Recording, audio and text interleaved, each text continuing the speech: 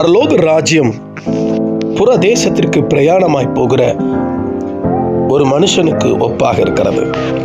அவன் தன் ஊழியக்காரரை அழைத்து தன் ஆஸ்திகளை அவர்கள் வசமாய் ஒப்பு கொடுத்தது போன்ற ஊமையாக இருக்கிறது.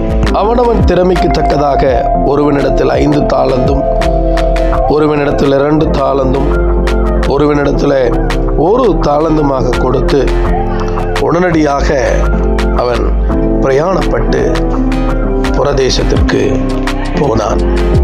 போய் அநேக நாட்களுக்கு பிறகுதான் அவன் திரும்பினான்.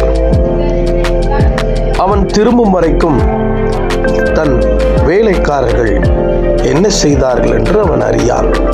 ஆனாலும் 5 தாலந்தையும் 2 தாலந்தையும் வைத்திருந்தவர்கள் மேலும் 5 தாலந்தையும் 2 தாலந்தையும் சம்பாதித்தார்கள். ஆனால் இந்த 1 தாலந்தை வைத்திருந்தவன் அதை மண்ணிலே புதைத்து வைத்தான்.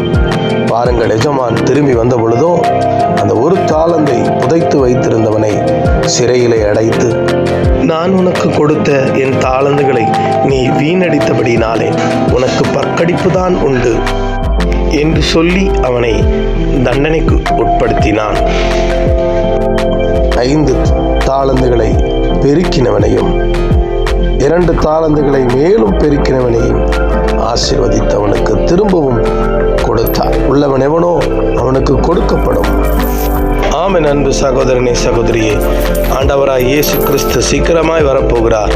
நம்மிடத்திலே அவர் தந்த தாலந்துகளை புதைத்து வைத்திருக்கிறோமா அல்லது அதை ஆண்டவருக்கென்று பெருக செய்திருக்கிறோமா?